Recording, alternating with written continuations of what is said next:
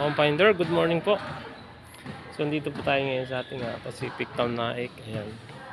Kung saan yung mga unit po nila ay ayan. Ito na po yung mga na-build na unit po dito. So may mga tapos na pong unit, ano po mga compinders. Ayan. Kagaya pa rin po ng dati yung ating turnover unit is ganito po. Ayan, ganito pa rin po siya. Ayan. So tiles na lang din po ang kulang. At ang partition sa taas.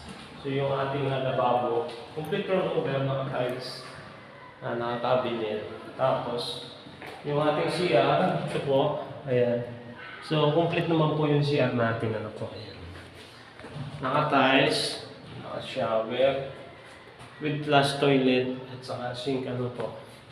So kaya po kami nakapunta po dito, may client po kami sa Pacific Town Concho, nagkaroon po ng reopen dito. Bali, may client po kami doon sa Concho, nagkaroon po ng reopen doon. Hinabol po namin, so hindi rin po namin naabot. Kasi naunahan pa rin po kami. So bali ngayon, nakausap namin si Sir Alex. I-check niya yung inventory kung may available unit po mga compenders. So ito na po yung status ng construction dito sa ating Pacific Town Naik, ano po. Ayan.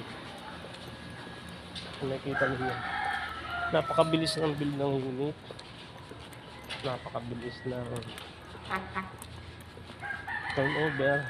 Tsaka napakabilis ng paggawa nila ng mga community tsaka mga unit. So ayan po yung Pacific Town. Ayan, nakikita niyo. Ayan po. Sige po, so yun lang po ang update today at maraming salamat po.